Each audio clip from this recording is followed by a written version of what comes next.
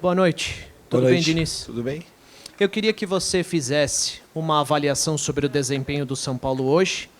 E o São Paulo tem tido números ruins ofensivamente, me refiro ao ataque. Tem tido números ruins na temporada. Você chegou agora, é um problema que obviamente você vai tentar corrigir, mas você já detectou o grande problema? Se você falar pelo jogo de... Boa noite primeiro. Se for falar pelo jogo de hoje, o time, não sei se antes estava criando tantas oportunidades. Eu acho que esse não era o problema. O problema de hoje foi concluir o que a gente criou em gol. A gente teve muita chance real de gol. O melhor jogador do Avaí foi o Vladimir.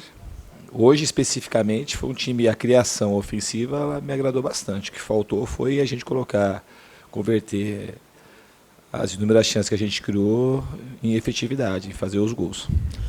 Diniz. O desempenho me agradou, a maior parte do jogo. Eu acho que os 15 minutos finais a equipe cometeu um erro a não se cometer, que é achar que o adversário de alguma forma não poderia empatar o jogo. E eles tiveram duas oportunidades ali que a gente poderia hoje estar amargando, agora está amargando um empate. Diniz, tudo bem?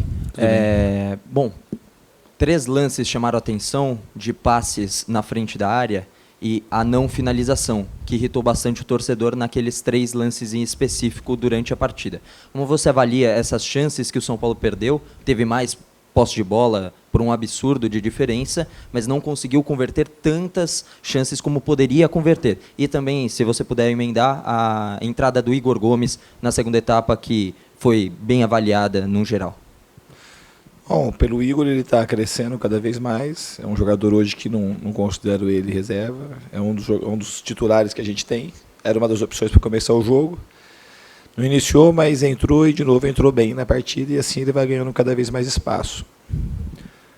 Quanto ao finalizar da entrada da área ou não, às vezes que a gente finalizou da entrada da área, se são esses lances que você está falando, muitas vezes a gente chutou e alguma delas até gerou contra-ataque. A gente tinha que trabalhar melhor, a gente teve chances, algumas chances, como no lance ali do Raniel, no final já podia ter finalizado, mas quando você está com a defesa muito trancada no meio da área, a gente conseguiu explorar muito bem os dois lados do campo. Então isso eu acho que a equipe até fez bem. Um lance ou outro que a gente podia ter finalizado já da entrada da área e não finalizou, mas de maneira geral a gente conseguiu circular bem a bola e entrar pelos lados, que é onde a gente tinha que entrar mesmo. Fernando, aqui, tudo bem? Olá, boa noite. Você acha que um dos seus principais problemas para resolver está ali na questão do centroavante, do homem definidor, o homem de área? Porque o Pato claramente não é esse homem, ele está fazendo essa função por falta de opção. O Pablo está no departamento médico, o Raniel é uma opção, mas hoje, por exemplo, várias bolas foram cruzadas na área e não tinha aquele homem lá para finalizar, né? Talvez aí esteja um dos problemas para você corrigir? Eu acho que no jogo de hoje eu não vi como um problema. A gente teve chance de fazer gol, a gente teve chance de sair na cara do goleiro, de cruzar para trás, de ter um volume de jogadores grande dentro da área. No jogo especificamente de hoje, se você tem um cara de referência, pode até ajudar, mas eu não acho que é necessário você ter um jogador de referência para você marcar gols. Às vezes tem alguns tipos de sistema que é quase que uma exigência você ter, e no meu caso eu não acho que isso é uma necessidade básica. A gente pode jogar com o Pato. Se o Pato tivesse feito, das chances que ele teve hoje, 2 gols, a gente estaria contando uma outra história. A gente sabe que o aproveitamento do Pato, pela qualidade dele, uma hora a bola dele vai começar a entrar.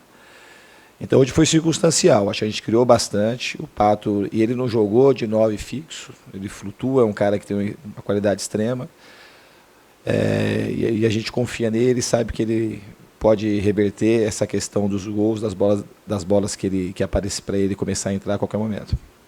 Diniz, aqui no fundo, ainda sobre o Pato, claro que, como você disse, futebol é meio maluco, né? Se ele marca aquele gol que ele perdeu na frente do goleiro, a história que a gente estaria contando era outra, né? Mas como perdeu, a torcida acaba vaiando o jogador, que é até talvez natural, dadas as circunstâncias da partida.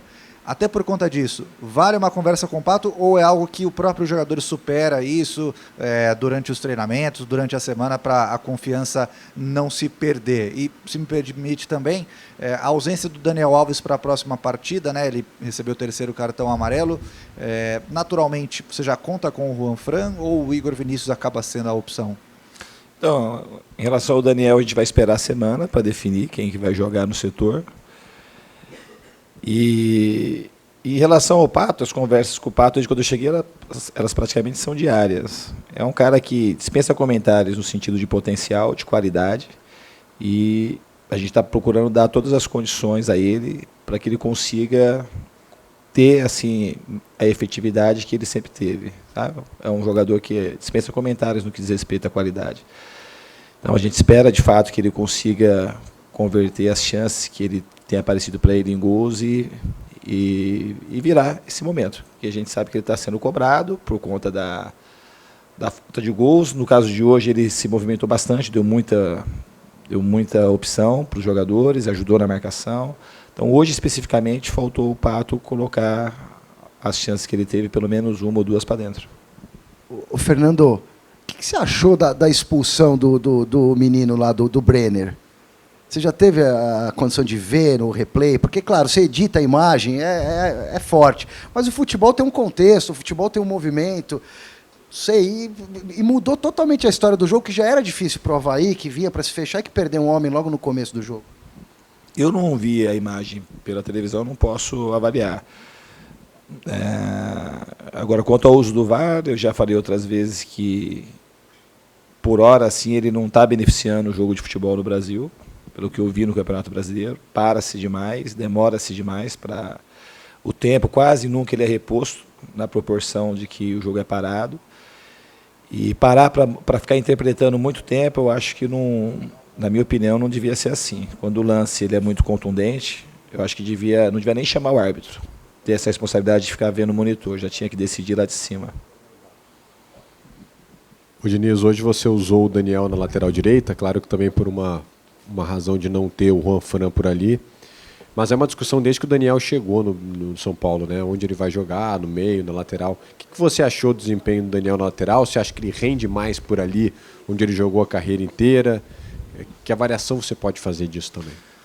Eu acho que o Daniel ele rende tanto no meio quanto na lateral. Na lateral, eu acredito que é a posição que ele tem um domínio completo. Para mim, ainda é o melhor lateral direito do mundo.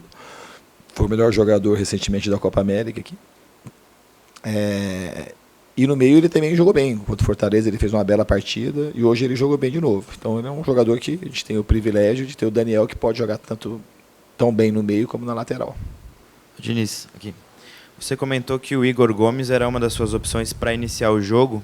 Acabou optando pelo Lisiero e o Tietê, Armando e o Daniel na lateral, né? Queria que você explicasse por que essa opção pelo Lisiero e o Tietê Armando, se você gostou do desempenho deles. E se colocar o Igor Gomes no próximo jogo, que você não vai ter o Daniel como opção ali, já está na tua cabeça? Não, o Igor tem sido constantemente uma opção para mim. E também ter ele no banco para poder entrar é uma coisa que também dá segurança, porque ele vive um momento muito bom. A gente foi testando as formações durante a semana. Também tem que avaliar o que aconteceu desde a minha chegada. Para você botar o Igor, você tinha que tirar mais alguém. Eu achei que nesse momento o melhor time para o São Paulo, por tudo que tinha acontecido, era esse que iniciou. Mais alguma pergunta complementar? Fechamos.